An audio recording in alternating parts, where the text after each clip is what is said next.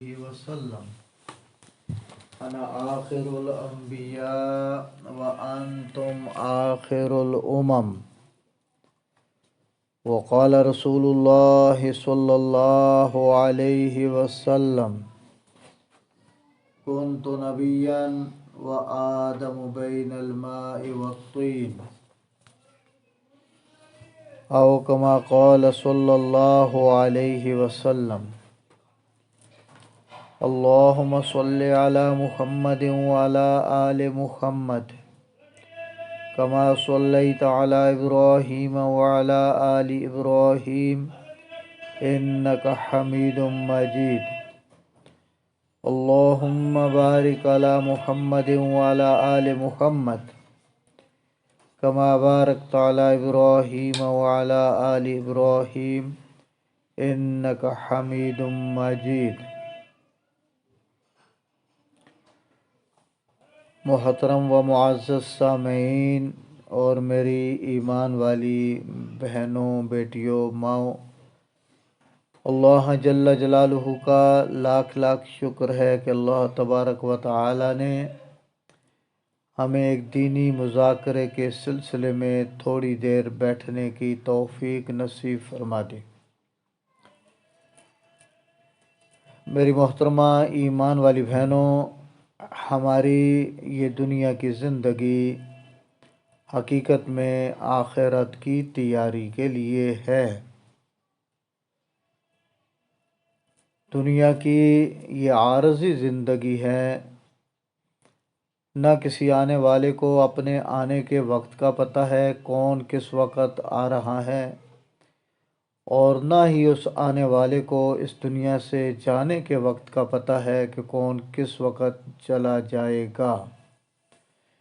لیکن اتنا یقین ہے کہ ہم آ چکے ہیں اور اس دنیا میں موجود ہیں، اور یہ بھی یقین ہے کہ آخر کار اس دنیا سے ہم چلے جائیں گے. لیکن آگے کیا ہے؟ آگے کی وہ بات جو کسی سائنسدان کے تجربے میں نہیں، کسی فلسفی کے بیان میں نہیں، کسی اور شخص کے بیان میں نہیں، وہ بات آگے آنے والے احوال وہ حضرات انبیاء علیہ الصلاۃ والسلام وعلی نبینا ان کی ذمہ داری تھی کہ انسانیت کو اس دنیا کی اس زندگی کے بعد دائمی زندگی کی خبر دی جائے، کہ اس دائمی زندگی کا سارا دار و مدار وہ میری آپ کی اس دنیا کی چند روزہ مستعار زندگی پر منحصر ہے. اللہ جل جلالہ خود قرآن میں یہ بیان فرما رہے ہیں، الذی خلق الموت والحیات لیبلوکم ایکم احسن عملا. ہم نے تمہیں موت اور حیات کی دو ابتدا اور انتہا کے درمیان یہ زندگی دی ہے. اسی نے زندگی کو بھی پیدا کیا، موت کو بھی پیدا کیا. زندگی کا فیصلہ ہوا، ہم دنیا میں آ گئے. موت کا فیصلہ ہو چکا ہے، ہم دنیا سے چلے جائیں گے. لیکن اس تھوڑے سے پیریڈ میں، وقت میں ہم نے کیا کرنا؟ اللہ جل جلالہ فرما رہے ہیں لیبلوکم، تاکہ وہ اللہ تمہیں آزمائے اس دنیا کی اس مستعار مختصر سے وقت میں. ایکم احسن عملا، تم میں سے کون اچھے عمل کر کے آ رہا ہے. میری بہنوں، اب ہمارے یہ تو میں نے عرض کیا مرنے کا یقین ہے، اور ہمیں نہیں کافر کو بھی یقین ہے. موت کا انکار مومن تو دور کی بات ہے، کسی کافر کو بھی نہیں ہے. فرق اتنا ہے کہ اس موت کے بعد کیا ہے، وہ مومن کی یقینیات میں سے ہے، ایمانیات میں سے ہے. کافر نہیں مانتا، ہمیں ماننا ہے، اس کے بغیر ہم مومن بھی نہیں ہو سکتے. کہ حضرات انبیاء علیہ الصلوۃ والسلام اس دنیا میں انسانیت کو یہی وہ غیب کی خبر جو اللہ جل جلالہ نے ان انبیاء سے بیان فرما دیا۔ ما بعد الموت کیا ہے، قبر میں کیا ہے، قبر کے بعد حشر میں کیا ہے، جنت و جہنم کیا ہے، پل صراط و میزان کیا ہے، آئندہ کی زندگی کی طوالت کیا ہے، کون کہاں کب تلک رہے گا وہ کیا ہے، وہ حضرات انبیاء علیہ السلام نے اپنے اپنے زمانے میں اپنی اپنی امتوں کو بتا دیا، اور آخر میں نبی آخر الزمان خاتم النبیین والمرسلین، سارے نبیوں کے آخر میں آنے والے نبیوں کے سردار سید الاولین والآخرین محمد الرسول اللہ صلی اللہ علیہ وسلم، جن کے بارے میں تو اللہ نے خود فرما دیا الیوم اکملت لکم دینکم واتممت علیکم نعمتی ورضیت لکم الاسلام دینا، کہ ہم نے اپنا دین تمہارے لیے مکمل کر دیا۔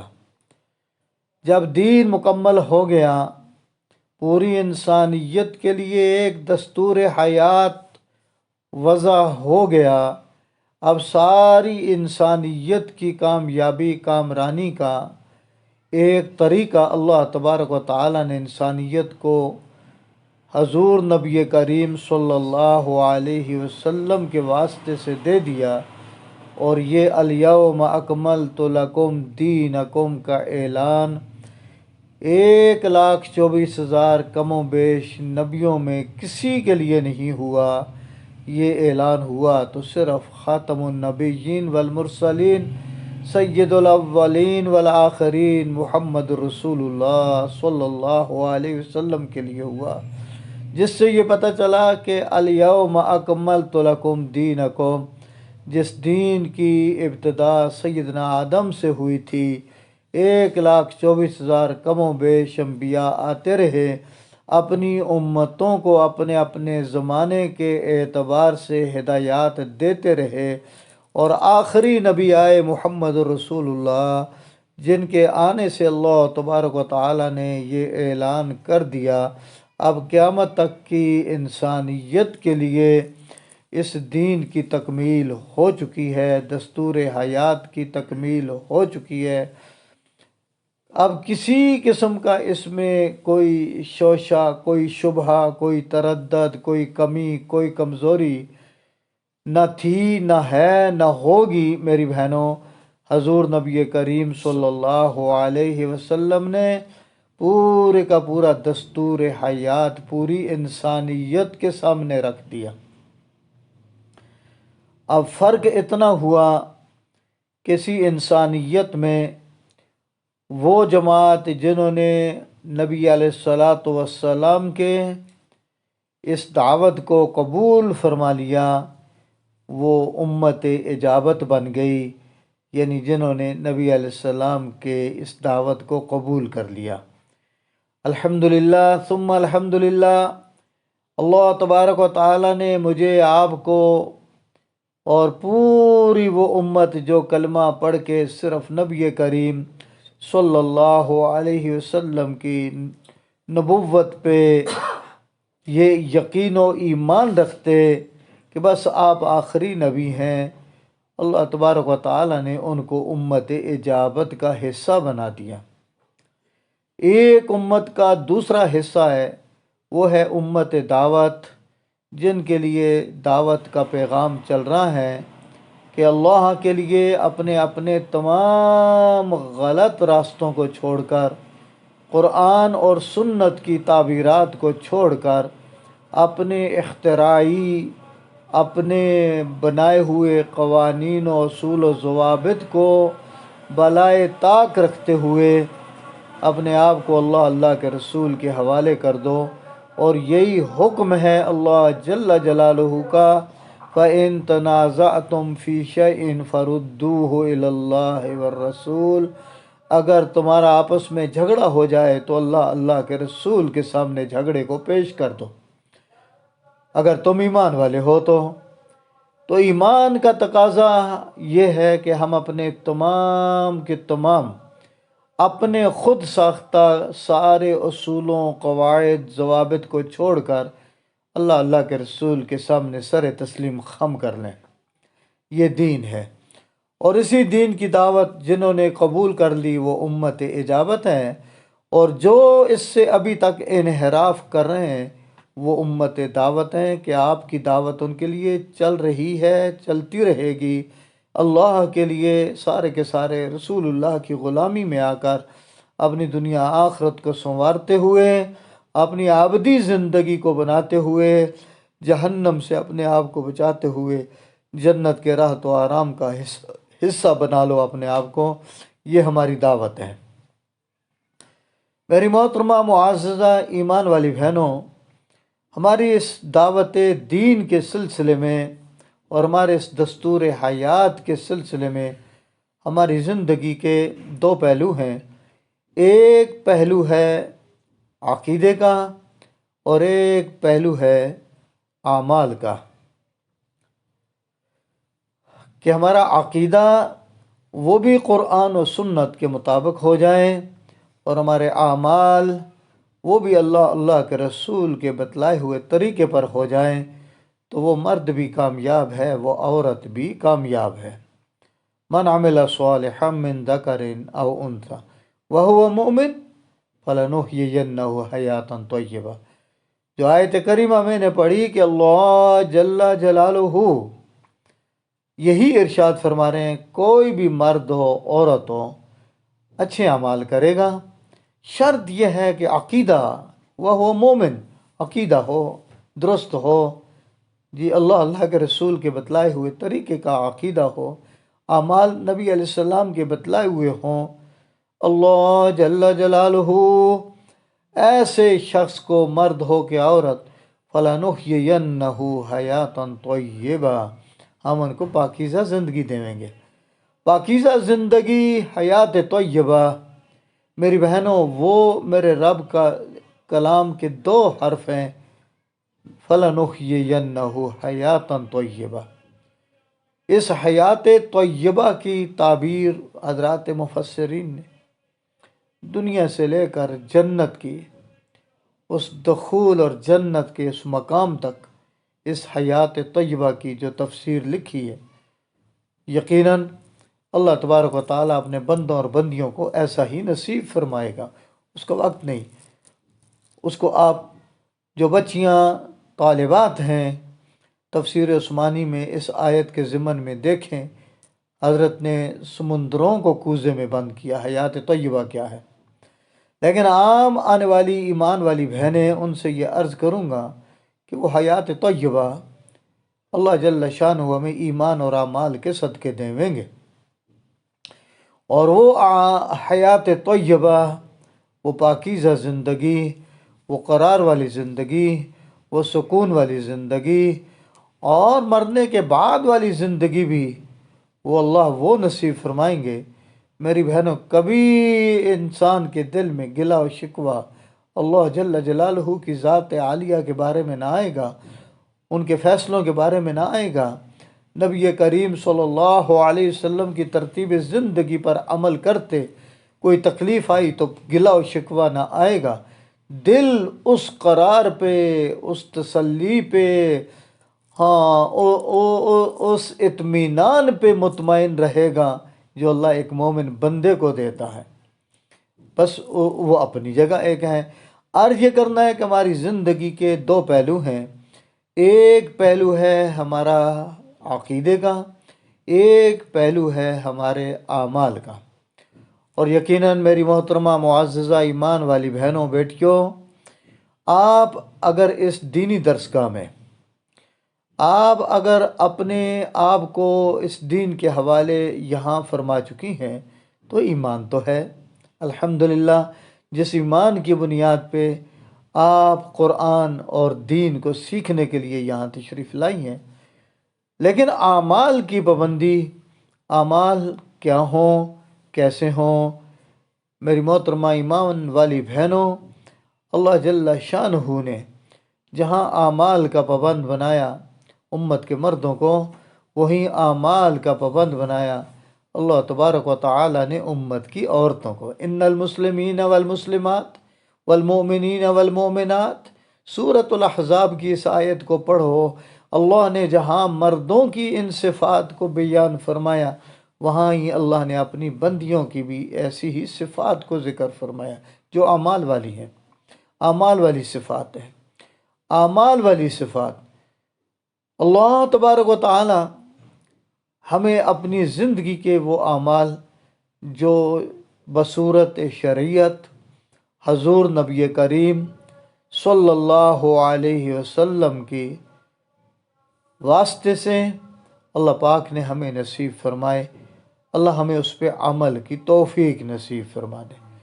بس ذرا سی بات میں اس اعمال کی طرف توجہ دلانے کے لیے کر رہا ہوں، پھر ایمان اور عقیدے کی طرف آؤں گا، عرض کروں گا۔ تو میری محترمہ ایمان والی بہنوں، اعمال کیا ہیں؟ خود حضور نبی کریم صلی اللہ علیہ وسلم کا یہ ارشاد ہے، میری امت کی وہ عورت جو 5 وقت کی نماز پڑھ لے، رمضان المبارک کے روزے رکھ لے وے، یعنی جب اس نے روزے رکھنے ہوں، وہ جو عوارضات ہیں عورتوں کے وہ نہ ہوں، اور اپنی عفت و عصمت کی حفاظت کر لے وے، اور اپنے شوہر کی حدود شریعت کے اندر تابعداری کر لے وے، تو میرے آپ کے نبی علیہ الصلوۃ والسلام نے ان اعمال والی اپنی امتی عورت کے لیے یہ ارشاد فرمایا ہے کہ اگر یہ عورت 5 وقت کی نماز پڑھ رہی ہے، رمضان کے روزے رکھ رہی ہے، اپنی عفت و عصمت کی حفاظت کر رہی ہیں، اپنے شوہر کی حدود شریعت کے اندر اتباع کر رہی ہے، جب یہ دنیا سے جائے گی اللہ جل جلالہ اس عورت کے لیے جنت کے 8 دروازے کھول دیں گے اور فرمائیں گے جس دروازے سے چاہے تو جنت میں داخل ہو جا۔ اتنا بڑا اعزاز، اتنا بڑا اکرام اللہ اپنی بندی کو دے میں۔ حضور نبی کریم صلی اللہ علیہ وسلم کا یہ ارشاد اور آپ کا یہ بیان آپ کے لیے کہ میری امت کی وہ عورت جو 5 وقت کی نماز پڑھ لے۔ میری بہنوں، گھروں میں نماز کو زندہ کرو، نماز کا اہتمام کرو۔ 5 وقت کی نماز کا جب پڑھنی ہے تو 5 وقت کی نماز کا اہتمام کرو۔ اور یہ بھی علماء نے لکھا کہ جن مخصوص ایام میں عورت نماز نہیں پڑھ سکتی، انہی مخصوص ایام میں وہ اپنا وضو وغیرہ بنا کے اتنی دیر مصلی پر بیٹھ جائے جتنی دیر میں نماز پڑھتی تھی۔ نماز تو نہیں پڑھنی، بیٹھ کے ذکر و اذکار کر لے، مصلی پہ بیٹھ جائے، تاکہ یہ تو پتہ چلے کہ یہ میری نماز کا وقت ہے، کہیں بعد میں اس میں سستی نہ ہو جائے۔ یعنی اپنی اس عادت کو برقرار رکھے، وہ عادت ان دنوں میں بھی برقرار رکھے، نماز کی ایسی پابندی ہو۔ اور خصوصاً جب آپ اور آپ کے اوپر ہی ہے پورے گھر کی درستگی، اصلاح، وہ آپ کے اوپر ہے۔ یقیناً جو میری مائیں، بہنیں، بیٹیاں وہ بال بچے دار ہیں، ان کے یہ اعمال ان کی اولاد پہ اتنے مؤثر ہوں گے۔ اگر ماں نماز پڑھ رہی ہے نا تو اس کا معصوم سا بچہ اور بچی بھی اس کی نقل اتارے گا، وہ بھی اس کے ساتھ کھڑے ہو جائیں گے۔ جیسے ماں رکوع سجدہ کر رہی ہے وہ بھی نقلیں اتاریں گے، لیکن آج کی یہ نقل کل کی اس کو اصل بنا دے گی۔ بچے نمازی بن جائیں گے، ان کے ذہن میں ایک ہوگا کہ میرے گھر میں میرے ماں باپ یوں ان اعمال پہ جتے ہوئے تھے، وہ ان اعمال کی پابندی کر رہے تھے۔ ساری دنیا پھر ہماری نسل کو برباد کرنا چاہے، ہم اپنی نسل کو یہ تربیت دے دیں اپنے اعمال سے، میں قسم کھا کے کہتا ہوں ہماری نسلوں کو برباد نہیں کر سکیں گے۔ آج ہمارے گھر بھی ویران ہیں، ہماری مساجد بھی ویران ہیں، اور ہماری نسلیں وہ یقیناً بے راہ روی کے شکار ہوئے۔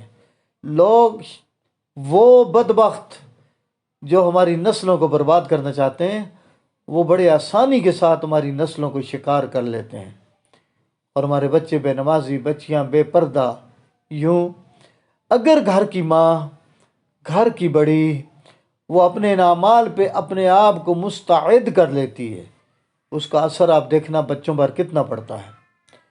وہ بچے آج آپ کی نقالی کریں گے، کل وہ بچے اصل نمازی بن کے آپ کی دنیا کی بھی، قبر کی بھی، اور میدان حشر کی بھی عزت کا باعث بنتے ہوئے آپ کی جنت کا سبب بنیں گے انشاءاللہ۔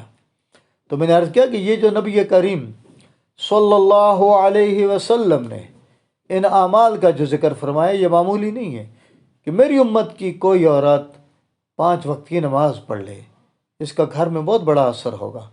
نمازوں کا اہتمام، نمازوں کا اہتمام، نمازوں کا اہتمام بہت ضروری ہے۔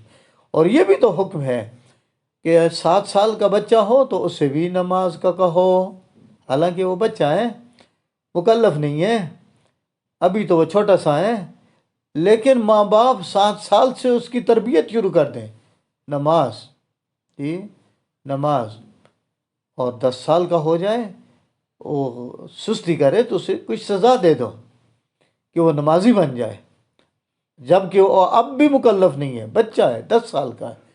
لیکن نماز ہمارے ایمانی معاشرے کی ایمان کے بعد اتنا اہم ترین عمل ہے کہ اس کے لیے جتنی تاکیدات قرآن میں، جتنی تاکیدات فرمان رسول میں آئی ہیں کہ کسی اور عمل کے بارے میں نہیں آئی۔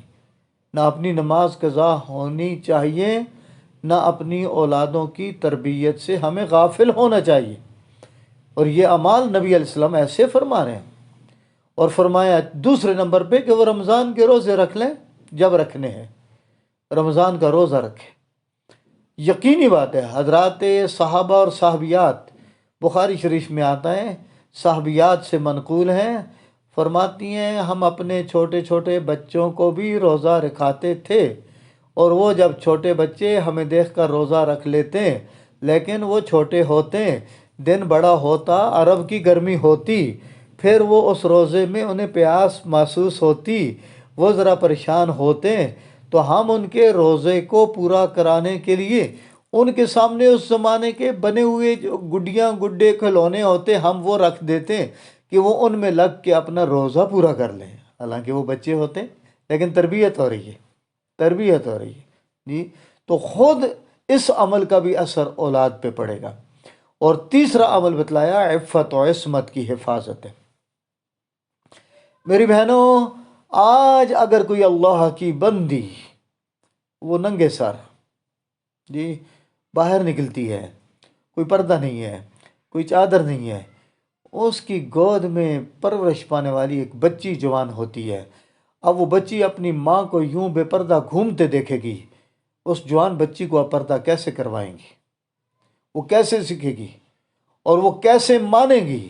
اگر آپ اسے کہیں گے بھی تو اماں تو پردہ نہیں کرتی تو میں کیسے کروں؟ آپ کے اعمال کا اولاد پہ اثر پڑ رہا ہے، جی یقیناً میرے نبی کریم صلی اللہ علیہ وسلم نے ویسے ہی اعمال کا ذکر نہیں فرمایا۔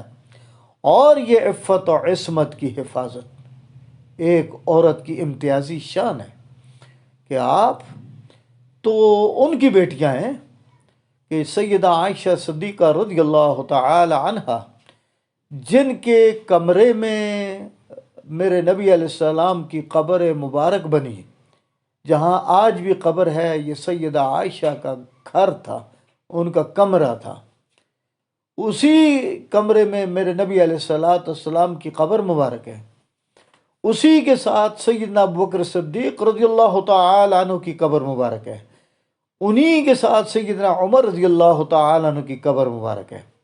نبی علیہ السلام جب فوت ہوئے تو سیدہ عائشہ ام المومنین صدیقہ کائنات وہ اپنے اس کمرے میں جاتی، اپنے تاجدار، اپنے شوہر نامدار، وہاں حاضری ہوتی، چہرہ کھلا ہوتا، وہاں جاتی۔ پھر سیدنا ابوبکر صدیق فوت ہوئے جو آپ کے والد گرامی ہیں، وہ بھی وہاں دفن ہوئے، وہ وہاں جاتی اور چہرہ کھلا ہوتا۔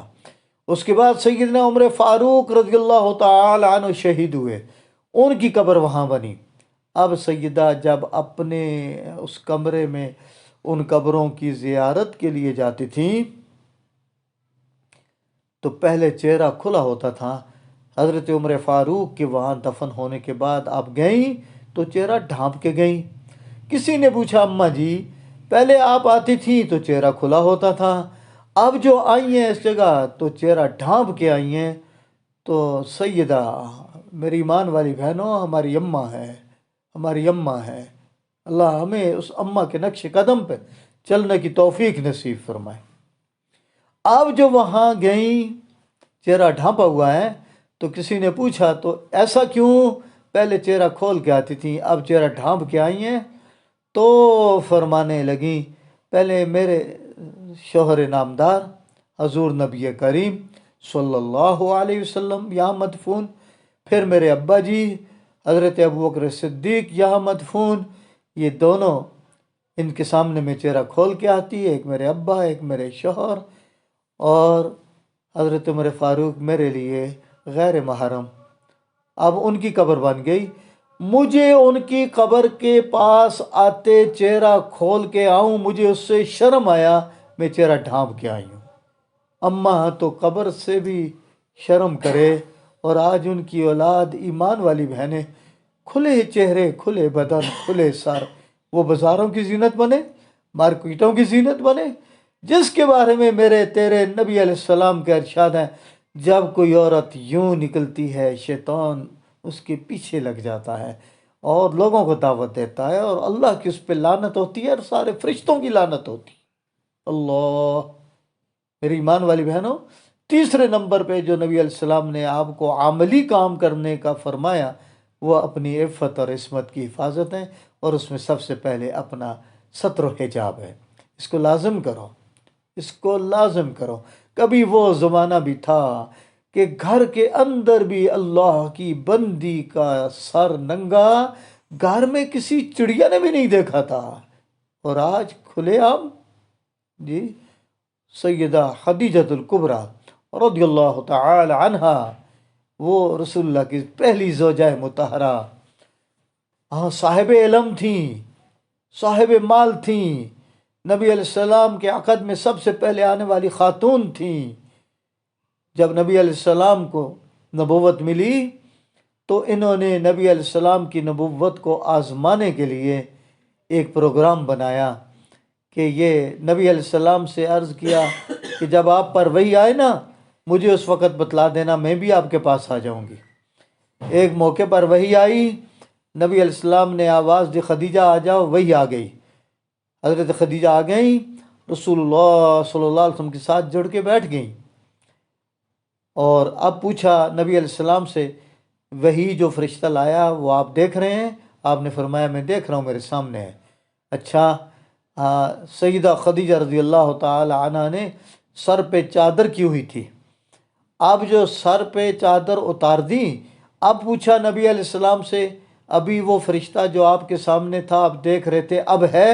نبی علیہ السلام نے فرمایا تیرے سر کے ننگا ہوتے ہی وہ یہاں سے ہٹ گیا ہے۔ حضرت خدیجہ الکبریٰ رضی اللہ تعالی عنہ نے پھر اپنے سر پہ دوپٹہ لے لیا، اور اب پھر پوچھا یا رسول اللہ بتلائیے وہ فرشتہ اب آ گیا؟ آپ نے فرمایا ہاں، تو نے دوپٹہ لے لیا سر پہ، وہ آ گیا۔ حضرت خدیجہ الکبریٰ رضی اللہ تعالی عنہا فرمانے لگیں میں اللہ کی قسم کھا کے کہتی ہوں آپ اللہ کے رسول ہیں۔ آپ نے فرمایا تو کیسے یہ تصدیق کر رہی ہیں؟ یہ میں نے عرض کیا صاحب علم تھیں، ان کے چچزاد بھائی ورقہ ابن نوفل عیسائیت کے دین کے وہ عالم تھے، لہذا ان کے گھر میں سب کا دین چلا آ رہا تھا، تو انہوں نے اس بنیاد پہ عرض کیا یا رسول اللہ میں نے سنا پڑھا سیکھا کہ جب عورت کا سر ننگا ہوتا ہے تو رحمت والے فرشتے اس گھر سے غائب ہو جاتے ہیں، اور جب سر ڈھانپ لیتی ہے تو فرشتے آ جاتے ہیں۔ میرا سر ننگا ہوا فرشتہ چلا گیا، میں نے سر ڈھانپا فرشتہ آ گیا، مجھے یقین ہو گیا کہ یہ اللہ کا فرشتہ ہے اور آپ اللہ کے نبی ہیں۔ جی دیکھو کیسے آزمایا۔ تو عرض یہ کر رہا کہ تیسرا کام اپنے عفت اور عصمت کی حفاظت ہے جو رسول اللہ صلی اللہ علیہ وسلم نے آپ کے لیے تجویز فرمایا، اور چوتھا کام اپنے شوہر کی حدود شریعت کے. یہ مختلف چاروں موضوعات مستقل ہیں. میں نے ایک اجمالی طور پہ بس ان کو ذکر کیا اس بنیاد پہ کہ آپ کا عملی اعتبار سے نتیجہ کیا ہوگا، وہ کہ اس حال میں یہ چار کام کرتے کرتے دنیا سے جاویں گی، اللہ آپ کے لیے جنت کے 8 دروازے کھول دے گا. جو دوسری بات اور بنیادی بات ہے ان سارے اعمال کا انحصار اس پر ہے، وہ ہے ہمارا عقیدہ. عقیدہ میری بہنوں ہمارے بنیادی عقائد 3 ہیں. ایک عقیدہ توحید ہے، دوسرا عقیدہ رسالت ہے، اور تیسرا عقیدہ آخرت ہے. اور یہی تینوں عقائد سیدنا آدم سے لے کر سید الاولین والآخرین محمد رسول اللہ صلوات اللہ علیہ مجمعین سارے نبیوں کی مشترکہ دعوت ان 3 عقیدوں پہ چلتی رہی. توحید کیا ہے، رسالت کیا ہے، آخرت کیا ہے. میری بہنوں مختصر تو یہی توحید، ہم کلمہ پڑھتے ہیں لا الہ الا اللہ محمد الرسول اللہ. ہم کلمہ پڑھتے ہیں اشہد ان لا الہ الا اللہ وحدہ لا شریک لہ، جی، واشہد ان محمدا عبدہ ورسولہ. یہ ہمارا عقیدہ توحید بھی ہے، عقیدہ رسالت بھی ہے. عقیدہ توحید اللہ وحدہ لا شریک ہے، اللہ کے ساتھ نہ اس کے ذات میں کوئی شریک، نہ اس کے ناموں میں کوئی شریک، نہ اس کے کاموں میں کوئی شریک، نہ اس جیسی کوئی صفات اس میں کوئی شریک. اللہ وحدہ لا شریک ہے. بس اس عقیدے کو لازم رکھو. اس عقیدے کا عنوان سیدنا معاذ ابن جبل رضی اللہ تعالی عنہ، نبی علیہ الصلوۃ والسلام فرماتے ہیں معاذ تو جانتا ہے کہ حل تدری ما حق العباد علی ما حق اللہ علی عباد، اللہ کا اپنے بندوں پر کیا حق ہے. سیدنا معاذ عرض کرتے ہیں اللہ و رسول عالم، اللہ جانے اللہ کا رسول. آپ نے 3 دفعہ پوچھا ما حق اللہ علی عباد، اللہ کا حق اپنے بندوں پر کیا ہے. سیدنا معاذ نے 3 دفعہ کہا اللہ و رسول عالم، اللہ کا رسول جانے.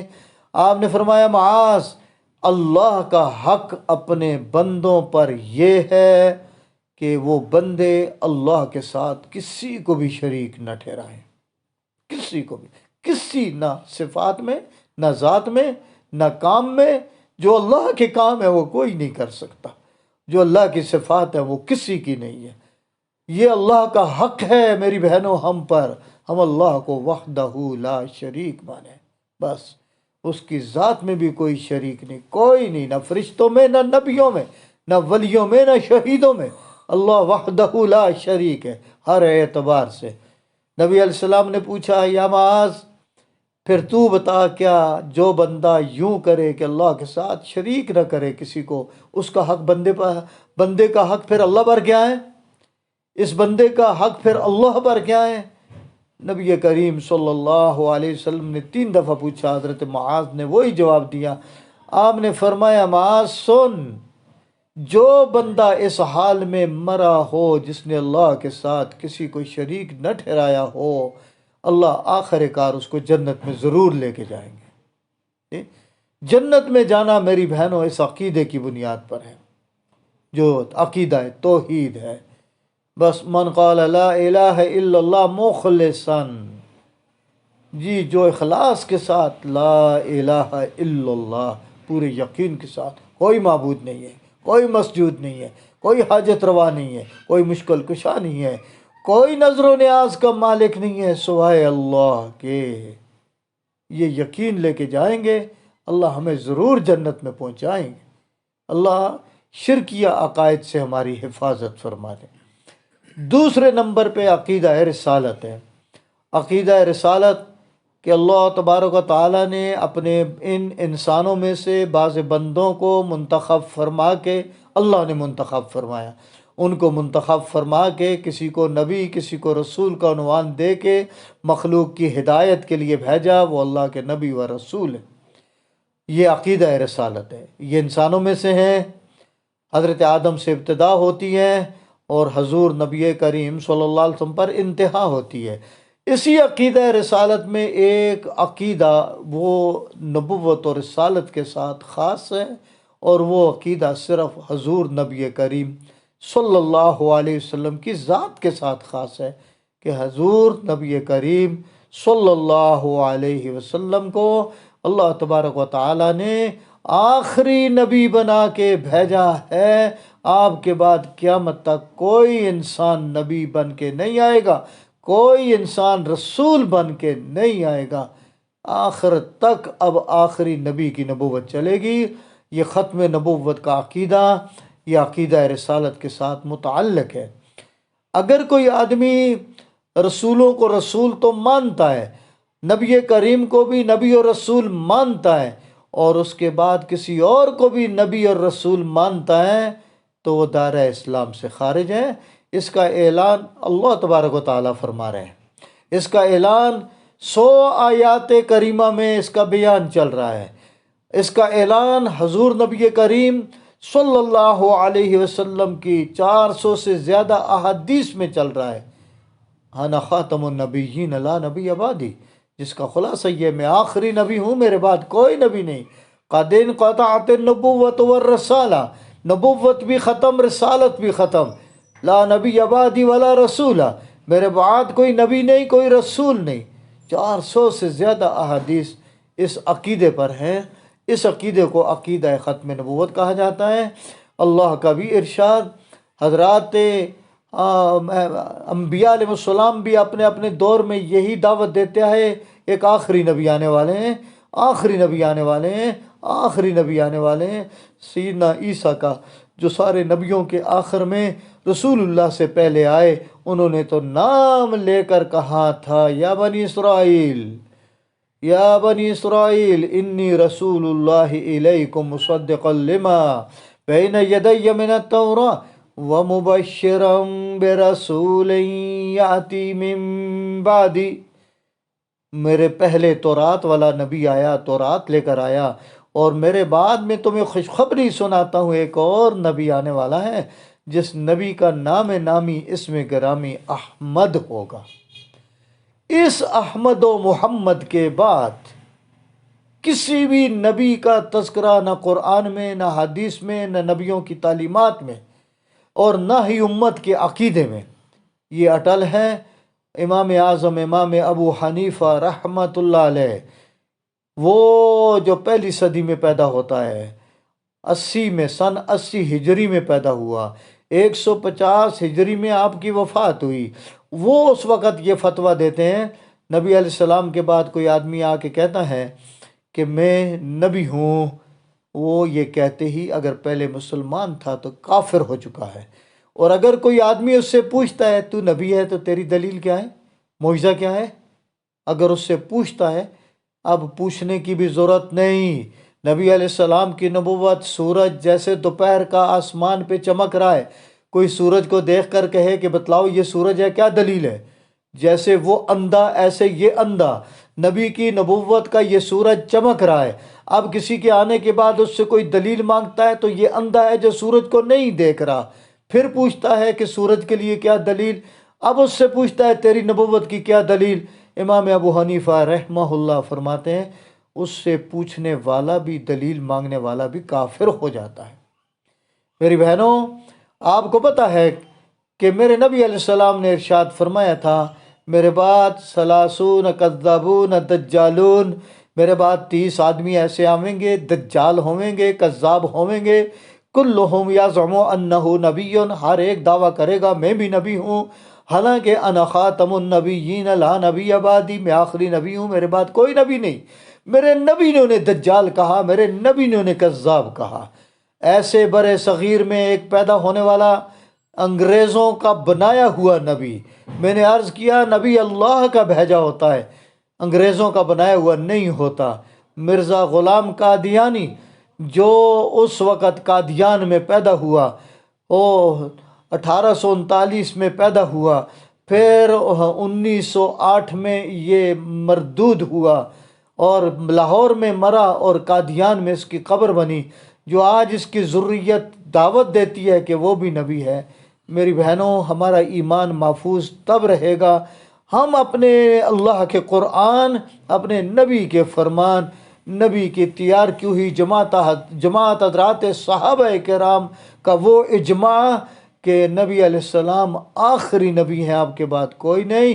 اور آپ کی سن 1974 کی اسمبلی میں وہ جو قرارداد پیش ہوتی ہے، جو آج بھی آئین کا حصہ ہے، دستور پاکستان میں ہے، رسول اللہ صلی اللہ علیہ وسلم کے بعد کوئی بھی کسی بھی نبوت کا قائل ہو وہ دائرہ اسلام سے خارج ہے۔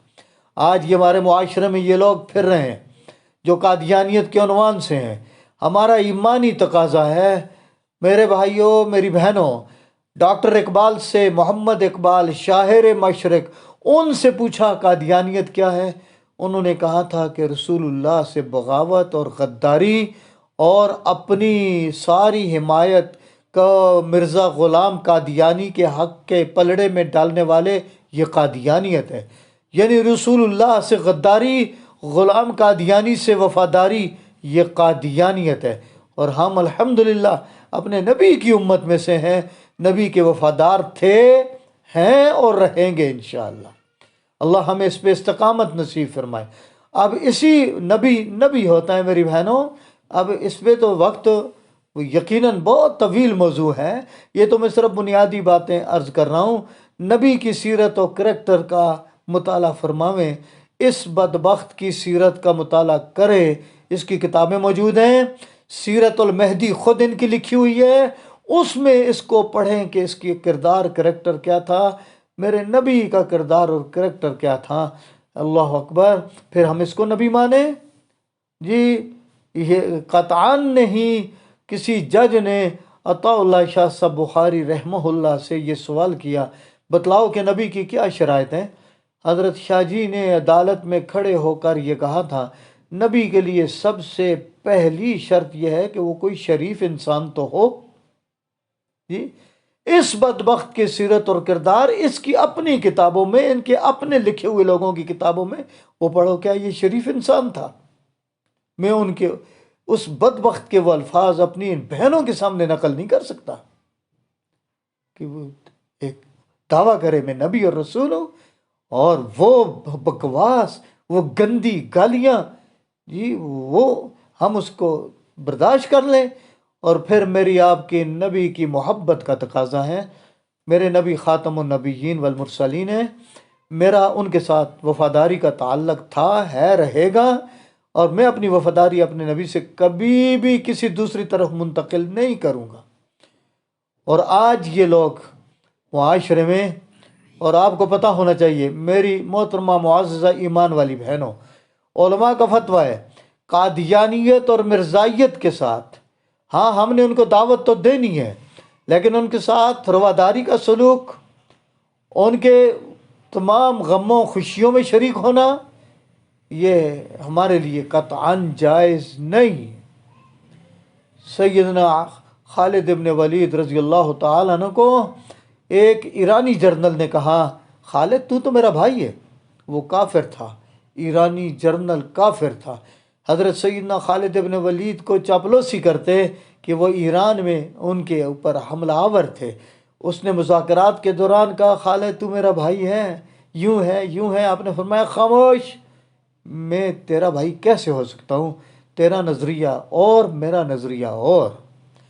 میں نے اس وقت تک فرمایا اپنے بھائی کو جو میری ماں کے پیٹ سے پیدا ہوا، میں نے اس کو بھائی اس وقت تک نہیں بنایا جب تک کہ وہ میرے محمد کا غلام نہیں بنا، تو میں تجھے کیسے بھائی بنا دوں؟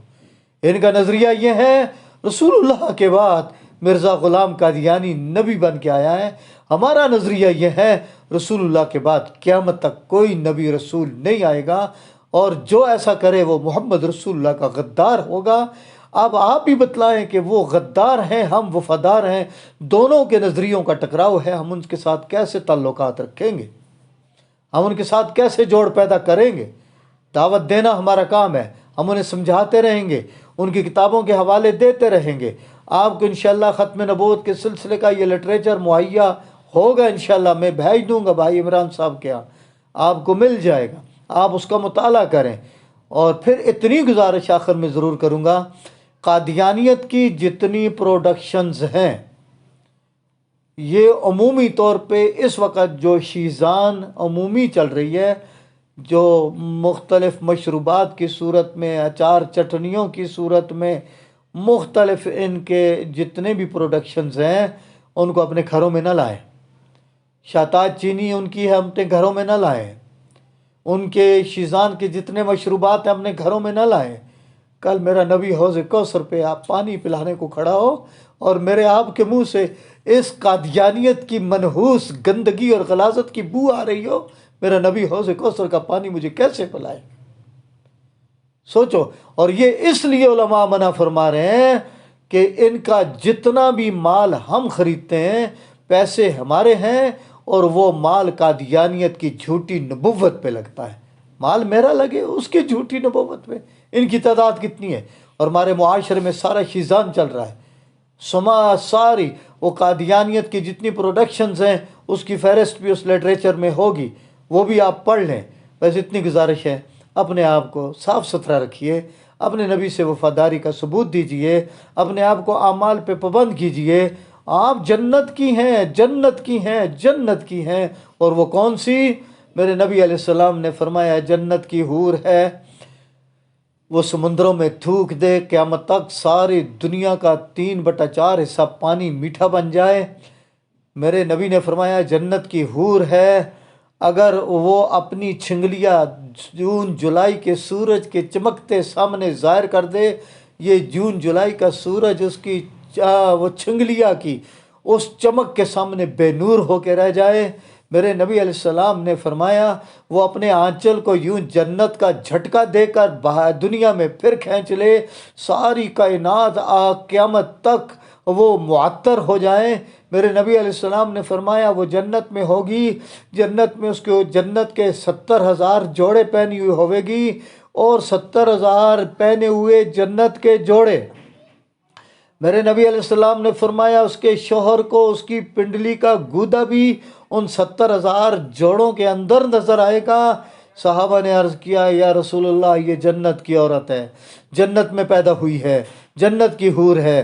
اس کا حسن و جمال اتنا، اس کے تھوک کی برکات اتنی، اس کی چھنگلیاں کی چمک اتنی، اس کے آنچل کا یوں جھٹکا دنیا کو معطر کر دے ہوئے خوشبو اتنی.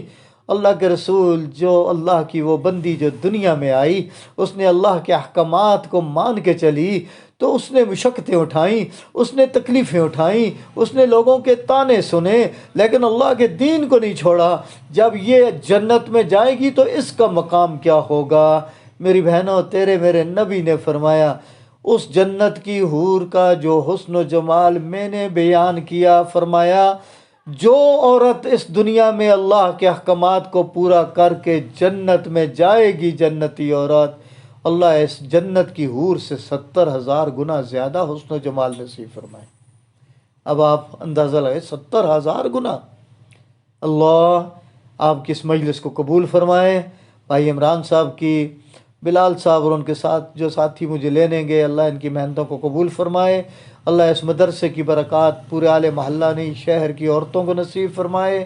اللہ تبارک و تعالی ہدایت کو عام فرماتے. ہمیں ان برے عقائد جو قادیانیت وادیانیت کے ہیں، اللہ تبارک و تعالی ہمیں اس سے محفوظ فرمائے. تو میں نے 3 عقیدے، توحید، رسالت اور آخرت، انشاءاللہ پھر زندگی رہی کبھی تو مزید وضاحت بھی، اور ان کے ہاتھ وہ ختم نبوت کا کوئی لٹریچر وہ بھی انشاءاللہ میں کسی کے ہاتھ بھیج دوں گا. آپ اس کا مطالعہ کریں، اپنے آپ کو مستعد رکھیں، دین کی داعیہ بن کے، دین کی محافظہ بن کے، اس دین کو زندہ کر کے کل اپنے نبی علیہ السلام کے ازواج مطہرات کے دامن کو پکڑتے آپ جنت میں چلی جائیں. اللہ آپ کی اس محنت کو قبول فرمائے. الحمدللہ رب العالمین والعاقبۃ للمتقین والصلاة والسلام علی سید الانبیاء وخاتم المرسلین وعلی آلہ وصحبہ وبارک علیہم اجمعین. اللہ اس مدرسے کو آباد فرما دے، آباد فرمانے والوں کو آباد فرما دے. اللہ جتنی بچیاں، جتنی ایجڈ عورتیں اللہ اپنے دین سیکھنے کے لیے یہاں آ رہی، اللہ انہیں کامیاب و کامران فرما دے۔ اللہ جتنے بھی اس مدرسے کو دیکھ کر خوش ہونے والے، اللہ انہیں جنت کی خوشیاں نصیب فرما دے۔ دنیا کی اللہ ان کو اپنی اولاد نسلوں کی خوشیاں نصیب فرما۔ اللہ آج کی اس مجلس کے صدقے ہمارے بیماروں کو صحت نصیب فرما۔ جتنے کلمے پہ گئے اللہ ان کی مغفرت فرما۔ جتنے زندہ ہیں اللہ میری ان ماؤں بہنوں کی جتنی جائز حاجات پوری فرما دے۔ اللہ جو بے اولاد ہوں اولاد صالحہ نصیب فرما دے۔ جو بچوں بچیوں کے اللہ معاملے میں پریشان ہوں اللہ ان کی پریشانیاں دور فرما دے۔ مولا کریم اے اللہ جو جن کی اولاد بے راہ روی کا شکار، انہیں ان کی اولاد کو ان کے دلوں کا سرور بنا کے، آنکھوں کا نور بنا کے اللہ گھروں کے سکون نصیب فرما دے۔ اے اللہ ہماری دعاؤں کو قبول فرما لے۔ اللہم صلی وسلم علی سیدنا محمد وعلی آلہ وصحبہ وبارک علیہ اجمعین۔